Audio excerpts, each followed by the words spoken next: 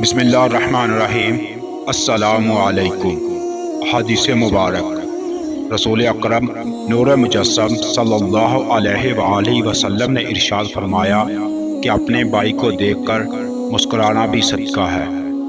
حضور اکرم صلی اللہ علیہ وآلہ وسلم نے ارشاد فرمایا کہ سب سے بڑی زیادتی کسی مسلمان کو بے عزت کرنا ہے۔ حضور نبی کریم صلی اللہ علیہ وآلہ وسلم نے ارشاد فرمایا کہ وہ شخص ہم میں سے نہیں جو ہمارے چھوٹوں پر شفقت نہ کرے اور ہمارے بڑوں کی عزت نہ کرے۔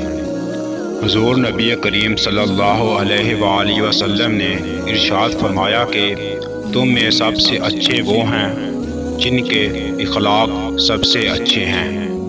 حضور نبی کریم صلی اللہ علیہ وآلہ وسلم نے فرمایا کہ جب بندہ جھوٹ بولتا ہے تو اس کے منہ کی بدبو کی وجہ سے فرشتے اس سے 1 میل دور ہو جاتے ہیں۔